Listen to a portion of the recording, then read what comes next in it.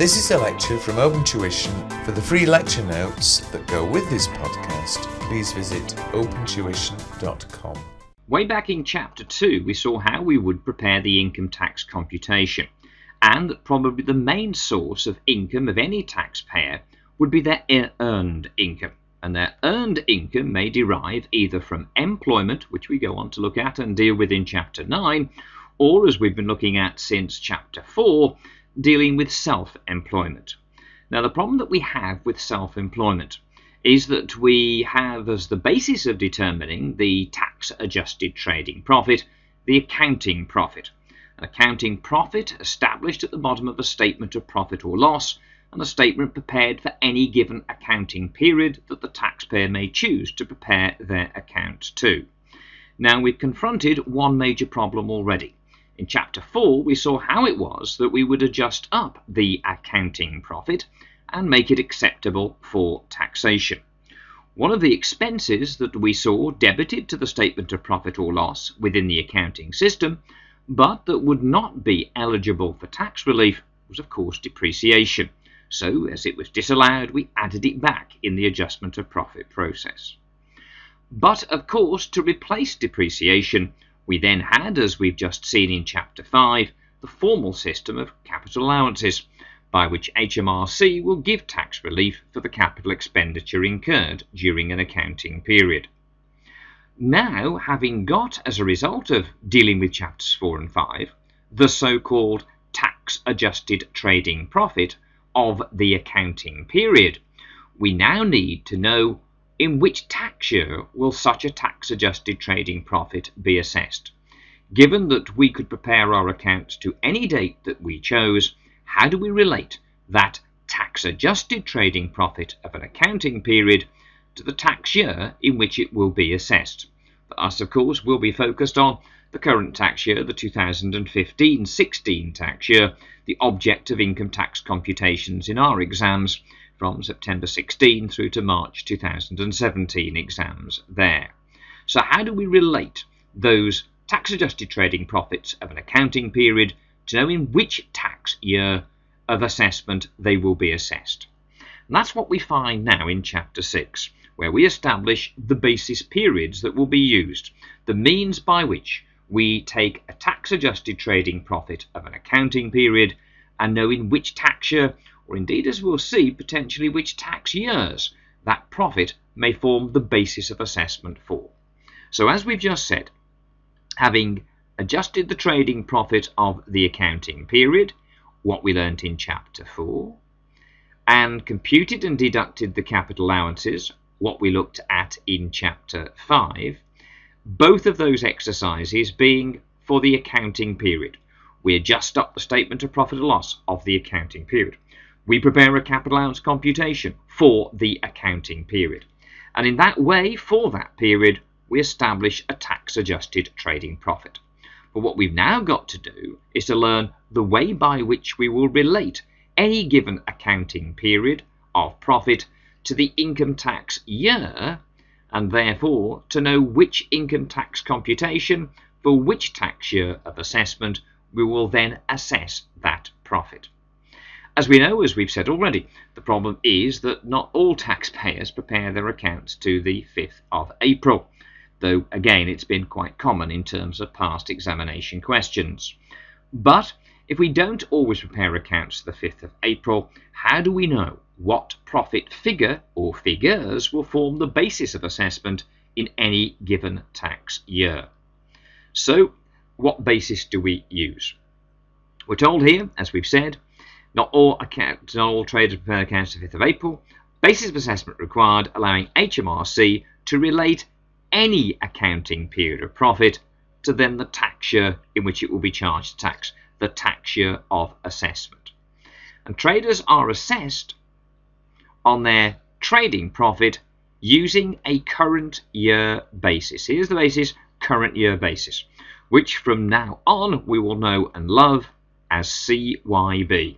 Current year basis, CYB. This is the normal basis of assessment that will apply to any ongoing business. For any business that has traded and continues to trade, then we will use current year basis. What does that mean? Well, we will pick up the tax-adjusted trading profit of the accounting year ending in the tax year of assessment. Ending in the tax year of assessment. So current year basis, we will assess in the current tax year, we will assess the tax-adjusted trading profit of the accounting year ended in the tax year. So there's one date that we're interested in, and that is the accounting year end date. So for example, if a trader makes up accounts to the 31st of October in each year, and we want to know which year ended the 31st of October will be assessed in 2015-16, i.e. which tax-adjusted trading profit do we put into the income tax computation? I repeat, as we saw in Chapter 2, which tax-adjusted trading profit do we include? Well, using the current year basis, that will be based on the trading profit for the accounting year ending the 31st of October. Well, the 31st of October ended in this current tax year. So which 31st of October ends in the 15-16 tax year? I do hope you remember the tax years run from the 6th of April to the following 5th of April. So here, which 31st of October falls between the 6th of April 15 and the 5th of April 16, and we don't have to be Einstein to know that that would be the year ending 31st of October 15. So that is the particular profit period that we will then assess so far as the 15-16 tax year is concerned. So it doesn't matter how many months worth of the accounting period happen to fall into that tax year or any other tax year. All that matters is one date, the accounting year end date. Current year basis, I repeat, for a tax year we assess the tax-adjusted trading profit of the accounting year ended in that tax year. So, if for example you had profits to the 31st of December and it was the year ended December 15, now we need to know in which tax year does that date, the 31st of December 15, fall. Between which 6th and following 5th of April does that fall? Very obviously, of course, between the 6th of April 15 and the 5th of April 16.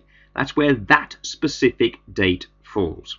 It doesn't matter how many months of the accounting period are in this tax year, or indeed as here in the previous tax year. All that matters is the year end date. Well, December 15 falls in the 15-16 tax year. So, in the 15-16 income tax computation, you will assess the tax-adjusted trading profit of the accounting year ended December 15. And if we prepared accounts to the 30th of June, we prepared accounts to the 30th of June. And again, what we wanted here was the assessment in the 15-16 tax year. So what do? Reversing the process that we've just seen, we will assess the tax-adjusted trading profit of the year ended the 30th of June, the 30th of June ending in the 15-16 tax year. Well, which 30th of June falls between the 6th of April 15 and the 5th of April 16? Very obviously, the 30th of June 15. So we now have our way of relating any accounting period for a normal, I repeat, ongoing business, one that has continued and does still continue to trade. We know how to relate the accounting period to the tax year of assessment, CYB, current year basis. So in which case, therefore, there's just a few little examples here to get you down to those in example 1 for you to have a go at. So just pause this for a moment and write in, therefore, the various tax years of assessment that you think will be the tax years in which those accounting periods are going to be assessed.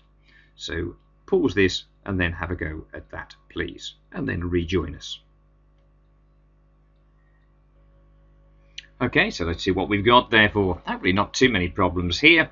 So, in which tax year will the trading profits for the accounting year ended 31st of March 15 be assessed?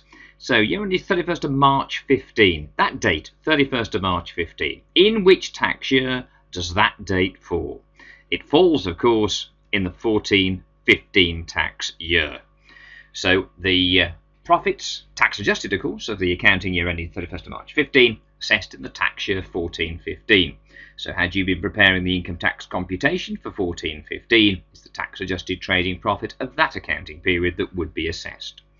Okay, what have we got now? Accounting year ended 31st of August 15. In which tax year does that end?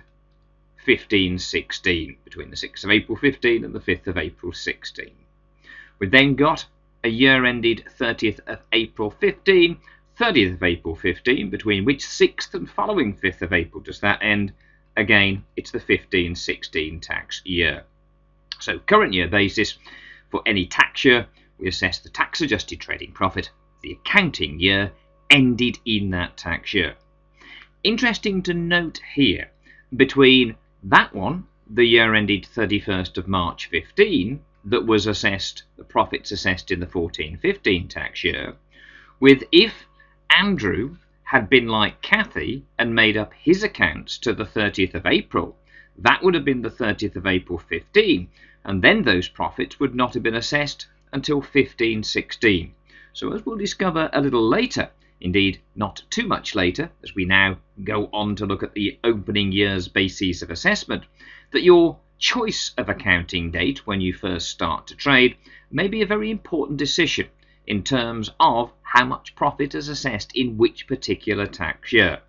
Very clearly, as we'll see, if you looked at the start of a business to the very end of that business, these businesses being unincorporated, remember, sole traders or partnerships we are dealing with here, then every pound of profit will end up having been assessed once. But when those profits will be assessed, that could be a critical factor. So choice of accounting date will be an issue that we'll be turning to soon. And that brings us into one of the most, I won't say difficult, but awkward areas here to look at. And that is to establish what assessments will apply in the opening years of a new unincorporated trade. What will happen is that from the first tax year in which you start trading and you make profits, then HMRC are going to assess you on profits there. But of course, not all new businesses start to trade on the 6th of April and prepare accounts then to the following 5th of April.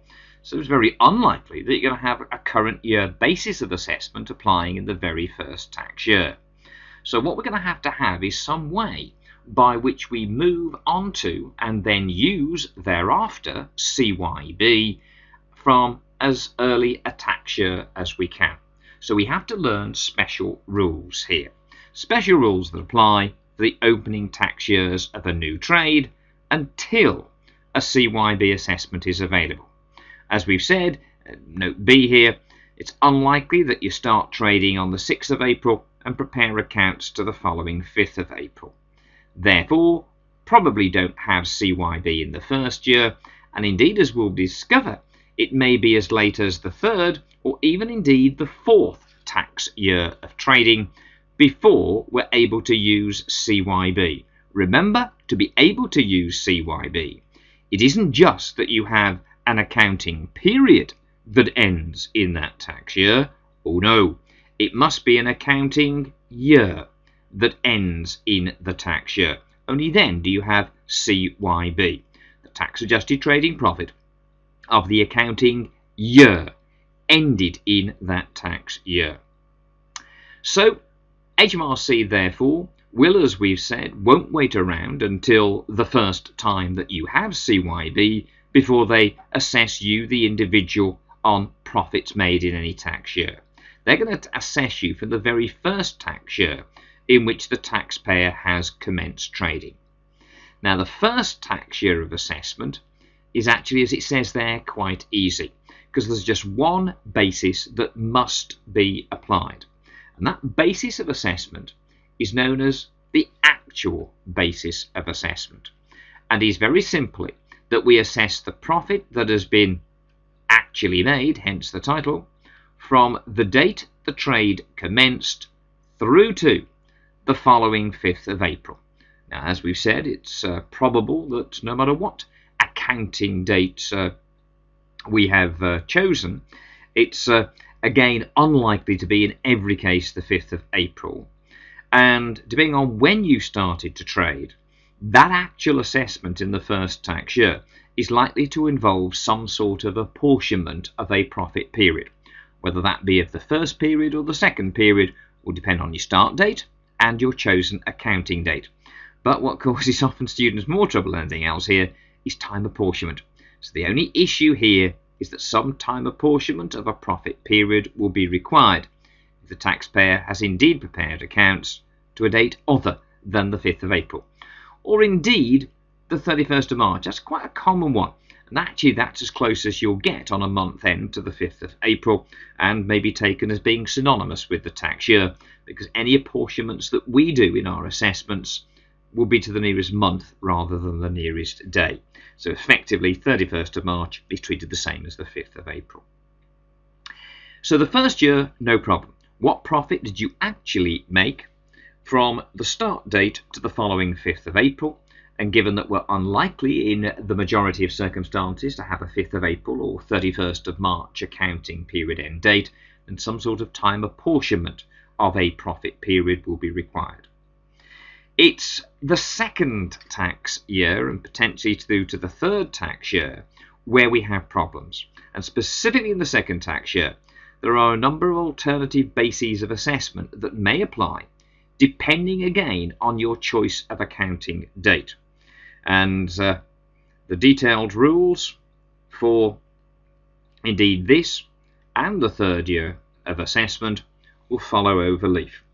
Suffice it to say that from the second tax year onwards, you will have traded for a full 12 months within a tax year.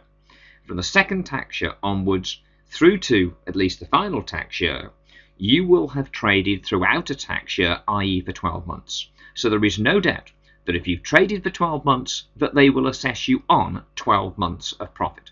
The only question that now arises from the second year onwards is which 12 months of profit will you be assessed on? And that's where some of these strange rules now come into play. So let's go through what these rules are, and unfortunately guys, it is something that you are going to have to learn. You will practice, you will learn these bases of assessment. Now the first year is very simple. It's an actual basis of assessment. So what profits were made from the commencement of trade to the following 5th of April. Only problem there, time apportioning a period of profit. We'll see how we do that with an example in a moment's time. It's the second year where we have a problem. Now, there are a series of questions that need to be answered to be able to work out what the basis period will be.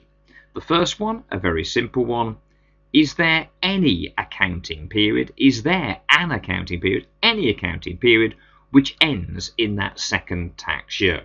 Now, normally the answer to that is yes. But then there's a question about how long that accounting period may be. Now, if you're very lucky, it may be exactly 12 months, i.e. a year. And if it is exactly 12 months, then you can use current year basis. Now, here we say that the options are that if it's not 12 months, it could either be less than or more than 12 months.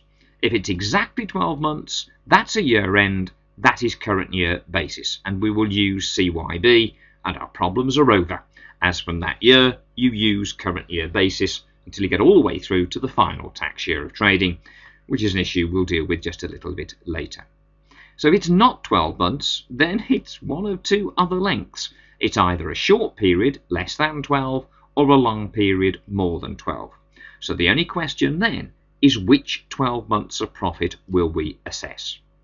And the answers are that if our opening period that ends in the second tax year, should that be less than 12 months, then you will assess which 12 months? The first 12 months of profit. The profits for the first 12 months of trading, from your start date to a date 12 months later. Now, before we go any further, and look at the other option, which, if you don't have a short period, then you'll have a long period ended.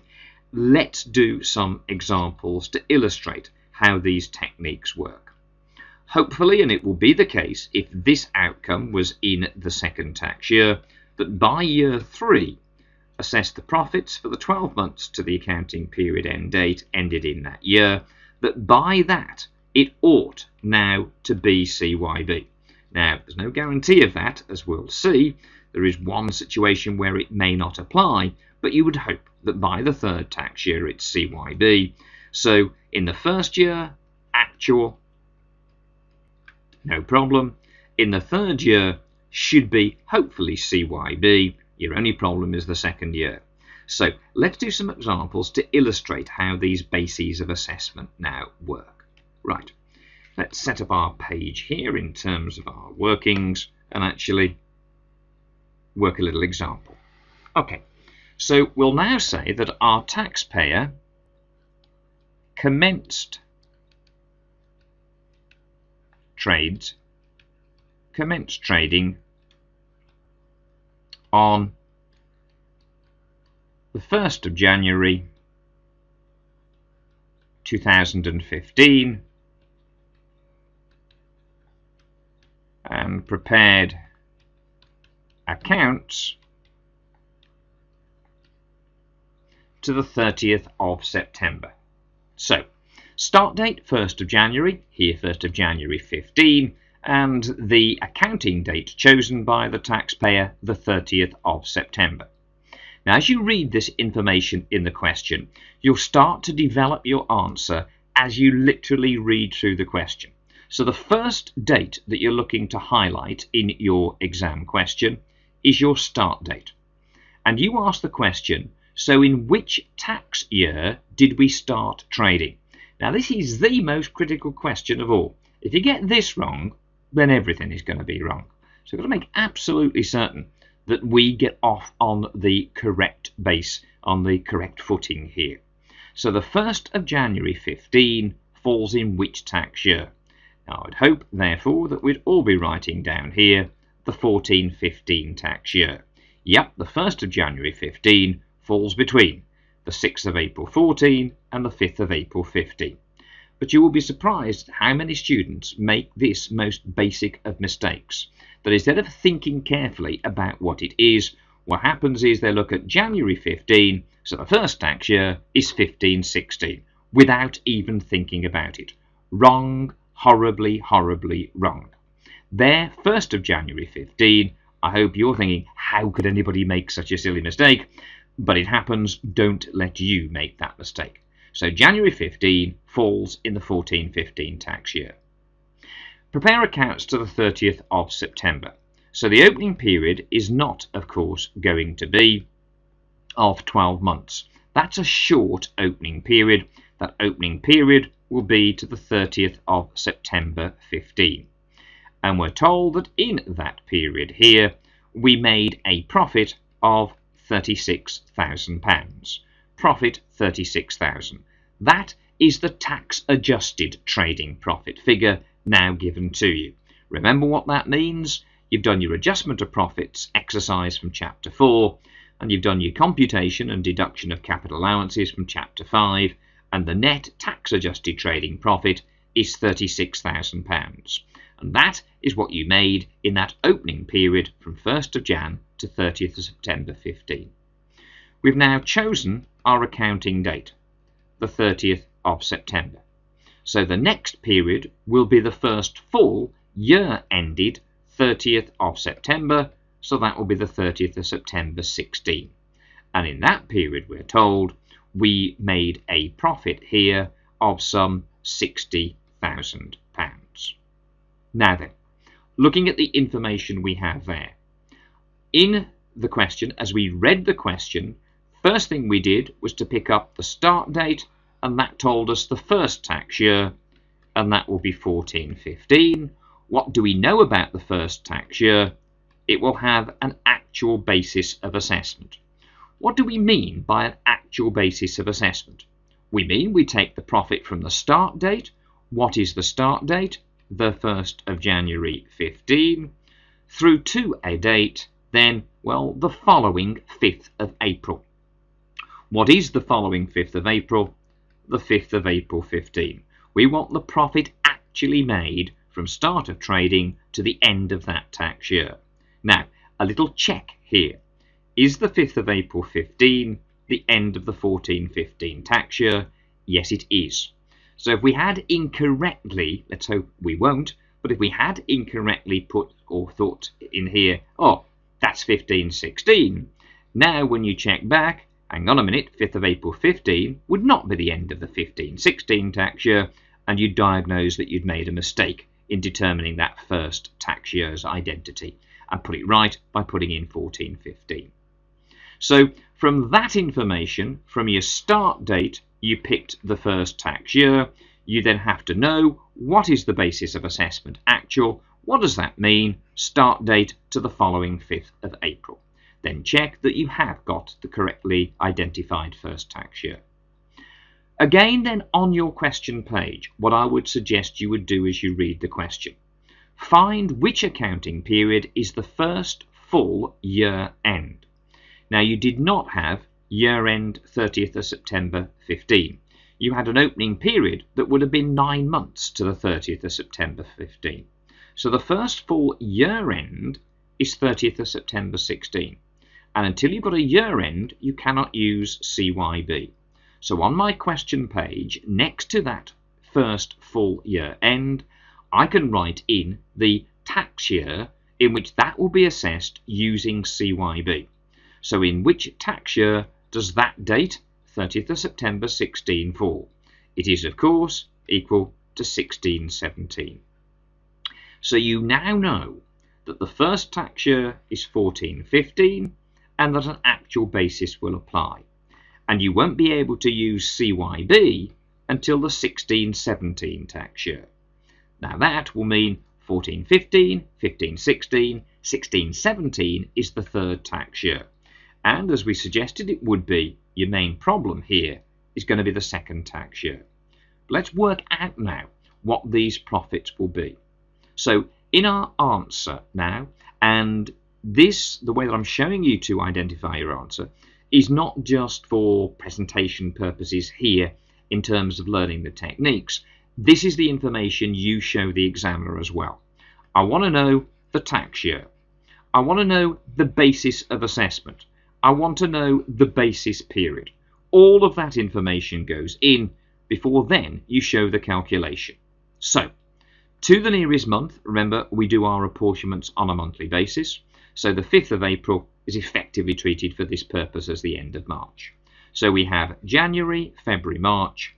That is 3 months out of an opening 9-month period in which we made a profit of £36,000.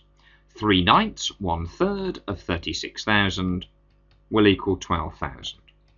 What we now know is if you had been required to prepare the income tax computation, as we did in Chapter 2, for the 14-15 tax year, then the profit to go in from the self-employment of this taxpayer was that figure there. 12,000 is what would be assessed in the 14-15 tax year. So look again at what we've done here and how we've determined this outcome. The start date told us the first tax year. The first tax year's basis of assessment, always actual.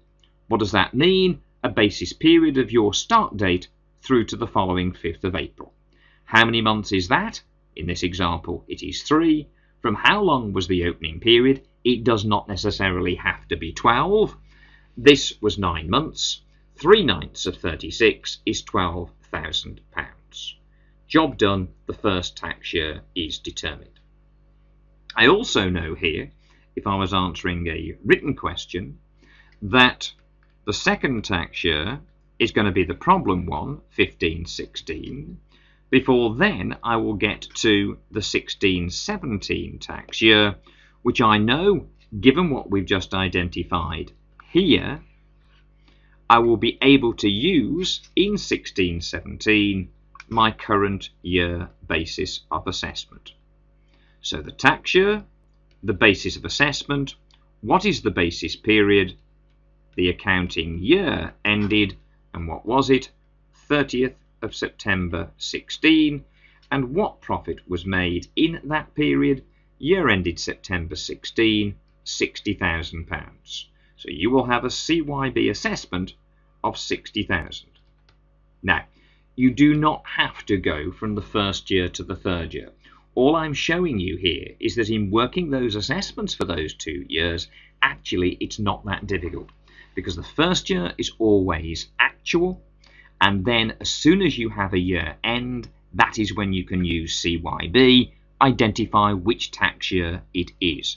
Here it's 16-17, it happens to be the third tax year, and to be honest, in most circumstances it is that third year, but you work it out. You now can work out very quickly, very easily what those profits are.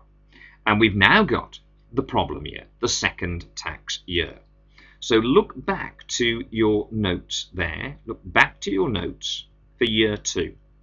Now if you're looking at those notes now, there is that first question that needs to be answered. Is there an accounting period which ends in that tax year? So I'm not saying do we have an accounting year, do we have any accounting period that ends between the 6th of April 15 and the 5th of April 16? The answer to that is yes, we do. We've got an opening period of 9 months that goes through to the 30th of September 15. And the 30th of September 15 does indeed end in the 15-16 tax year. So follow that analysis on your notes down. Do we have an accounting period ended in the second tax year? Answer, yes. Now, is that a 12-month period that would allow us to use CYB? No.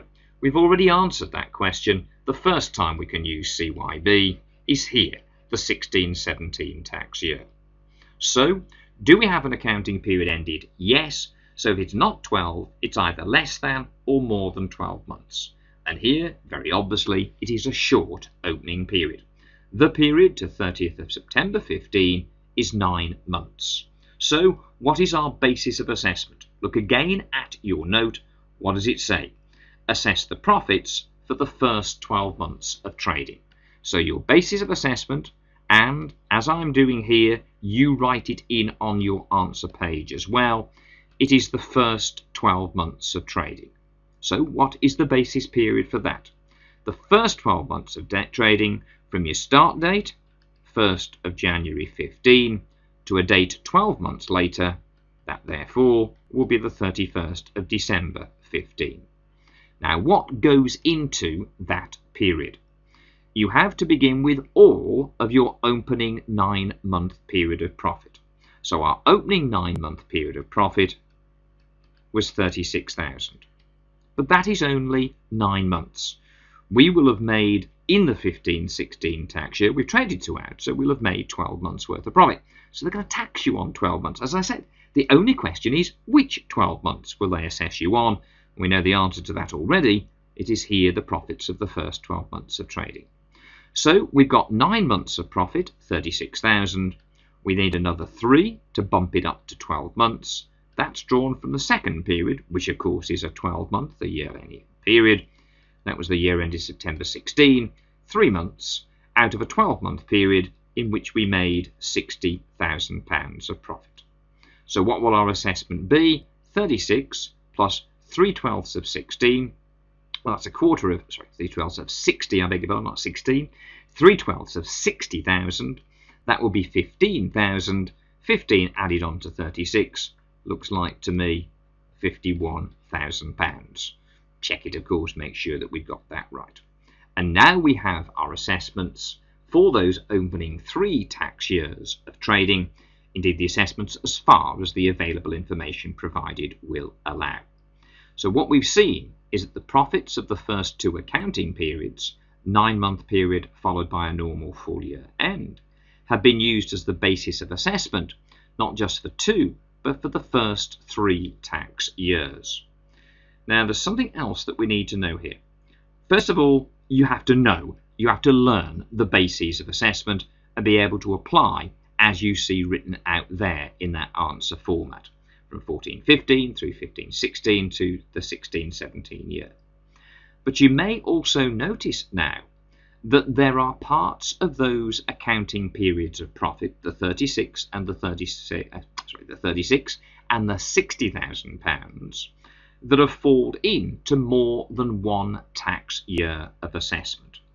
And that will always happen here, where you choose a date other than the 5th of April, i.e. the 31st of March there, where you choose an accounting date other than that.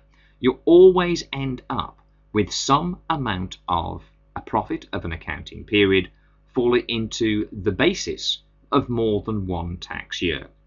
And that is something that we identify and we calculate. What we have is what we call an overlap profit. An overlap profit. And our overlap profit, or overlap profits if you prefer, will need to be computed because they're not ignored, they are dealt with within the taxation system. Again, at this point, you might be thinking somehow that something unfair has happened, that a period of profit has been assessed more than once. For example, in the first tax year here, 3 months' worth of your opening 9 months of 36,000, i.e. £12,000, was assessed. And then that 12,000 is a part of the full 9-month period of 36,000. It's been picked up again.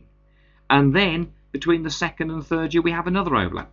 3/12 of 60,000 has gone into the second year of assessment, and then all of that 15,000 is assessed again as part of the overall 60,000 assessed in the third tax year, the 16-17. Now these are your overlap profits, those are your overlap periods. So we now need to identify what that overlap profit is. Well, it equals, to begin with, your 3/9 of 36,000, which we know to be 12,000, plus 3/12 of the 60,000, which has then been assessed, as we've seen, as part of the 51 and as part of the 60,000 there. 3/12 of 60 is 15,000. So we therefore now have overlap profits equal to £27,000. 27,000. Now we identify that at the time of these assessments arising in the opening years. But what do we do with it? Well, we do nothing with it until such time, at least so far as our syllabus is concerned and what is involved, until such time as the business ceases to trade. And what we'll see on our notes in a moment, when we refer back to them, is that those overlap profits, here the £27,000, will serve to reduce what will be the assessment for the very final tax year of trading for this unincorporated business. It will be deducted in determining the assessment for the final tax year. Now there I've specifically identified the overlap profit from the calculations I have just done. Another way of doing it, if you prefer, is this. That is, look at the figures of profit that arose in your accounting periods. We had £36,000 and £60,000 worth of profit. And that total of 96,000, the 36 plus the 60, those profits of £96,000 have then formed the basis of assessment for the first 3 tax years. For the first 3 tax years. So that 96,000 has been assessed as a part of 14-15, 15-16, and finally 16-17 years. Add up the amount of assessments that we've got. 12 plus 51 is 63, plus 60 is £123,000. How much profit was actually made, we said? 96,000. 96,000 was the actual profit made. Right, take 96 from 23. Take 96 from 123,000, and what do you get? 123 minus 96 equals £27,000. Now that's another way of quickly identifying the amount of overlap profit. So the question you could get there, Section A, objective testing question. Here's your start date, here's your profits, calculate the overlap profits. Or what they could have done was to ask you to calculate the assessment for any one of those tax years, or indeed to work out the assessments for all 3 tax years there. Again, that could be an objective testing question. It could equally come up as part of a Section B or as part of a Section C question. So these bases of assessment need to be learnt. Now, look again at what we've done and how we derived that answer. From reading the question, we picked up what was the start date. The start date gave us the first tax year. 1st of January 15 there gave us 14-15 tax year. What we then did was look at the first full year end, and that being the 30th of September 16 meant that we could firstly use CYB in the 16-17 tax year. That would have allowed us, if we wanted to do them in that order, to work the 14-15 tax year, there, that assessment, and then 16-17, and leave us with 15-16, the second tax year, as the one to do. But again, you should be, by the time you come to the exam anyway, comfortable with these bases of assessment to work through year by year. 14-15, actual. Start date to following 5th of April. 3/9 of 36 gave us 12. Second tax year, 15-16, your problem one. Do we have an accounting period ended in that tax year? Yes, we do. How long is it? It's 9 months. That is less than 12, so the basis of assessment to use, go back again, look at those rules, learn those rules, the first 12 months. When is that? 1st of Jan to 31st December 15. What goes in there? All the opening 9-month period, plus you need another 3 months out of the second accounting period of profit. And as we've said, by the 3rd year, you've got CYB. Because we did not choose 31st of March, 5th of April, as our accounting date, inevitably overlaps arise. We may be required to calculate those overlap profits. If and only if we are required to do that calculation, do we then go on to show it. We can specifically determine it here. The 3/9 of 36 are in 14-15 and a part of 15-16. The 3/12 of 60 are a part of 15-16 and a part of 16-17 tax years assessment. That is 27,000, or just add up the tax adjusted trading profits of the accounting periods. That was 96,000. Look at what you've assessed with those profits. That was the first 3 years. That was 123. The difference is the overlap, 27,000. What do you do with those overlaps? Well, you simply note them at this point in the opening years, and when and should the unincorporated trade ever cease trading, which it will at some point, even if sadly that's the death of the taxpayer, it will cease at some point. In that final year, you will deduct from what would otherwise have been the assessment the amount of overlap profits. It is then known as overlap relief that is applied. So I want you to check back through these notes, please. Make sure you are happy with the rules that apply in year 1, year 2 and year 3, at least so far as in the second year, you having a profit period ended in the second tax year that is less than 12 months. In our next exercise together, what we will do is to look at what will happen where we have either a long period that ends in that second tax year, or maybe no period at all ended in that tax year. What I'd like you to do before that point in time, reread through all of these notes and then have a go at example 2. Have a go at example 2 and see what you can work out there as being the assessments for the relevant tax years. And then rejoin us again in our next lecture, where we'll finish off dealing with the opening years and progress then, hopefully, through to the closing years of assessment.